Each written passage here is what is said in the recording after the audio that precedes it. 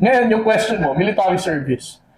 I mean, right now, no, with the last survey that was conducted, I think it was January yata nalabas, kung saan sinasabing more Filipinos now are willing to fight for the sovereignty ng ating bansa. And this is already a welcoming opportunity, no? Katulad nga kanina, sila ma'am nga, tsaka sila sir. Gusto na nilang magpa-reserve sa Armed Forces of the Philippines. Ito ay dahilan dahil sa pagkaroon nila ng kabalayan na, no, kung ano ang pinagdadaanan natin sa West Philippine Sea. So, I think the military service, encouraging people to join the reservists, is already a good sign, no, that we are already winning this information operation against the fake news of the Chinese. Mostly from the mga kabataan, regardless of their affiliations or ideologies, they are inclined to and supported the stance of our president.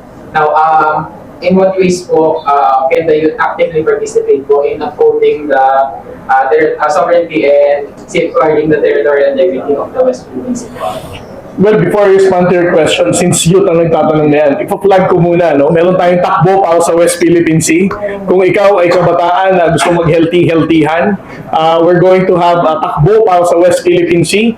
It will be a trilogy run organized by Run Rio sa July 7. Ito ay gaganapin dito sa Manila, and then in August sa Cebu, and then September in Davao. No? So, sa mga kabataan, ngayon, nagpipigure out pa kung ano magagawa nila sa West Philippine Sea.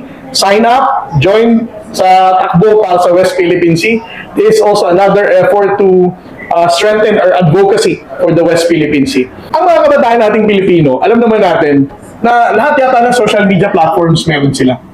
Facebook, Instagram, TikTok, YouTube, di ba? Parang lahat eh.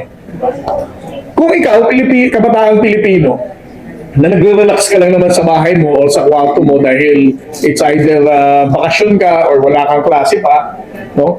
Ang sa akin, the other patriotic duty na magagawa nila while they're enjoying the comfort of their homes is to look at the social media and then call out etong mga fake news peddlers na to. Imagine, no? Kung lahat ng kabataang Pilipino magko-comment sa mga fake news na isinusulat ng mga kilalang naman natin kung sino, no?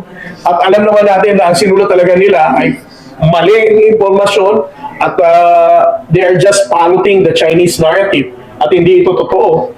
Imagine kung karamihan ng kabataan na dadaan sa social media nila na to ay magsasabing this is fake news, this is the right information. Madali lang naman mag-google kung ano talagang tamang impormasyon. So, for our modern day hero ng mga kabataan, the most important contribution that you can give to our fight for the West Philippine Sea through your social media is to call out the fake news and misinformation na pinapakalat ng mga trolls. Through this, may mga kabataan, may mga other Filipino people, no? Lalo na siguro yung mga thunders, matatanda.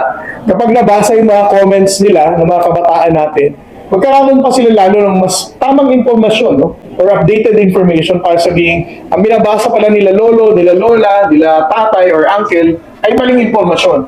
And the comments that you're going to leave there would be a reminder for them na huwag niyong paniwalaan to kasi ito ang maling impormasyon.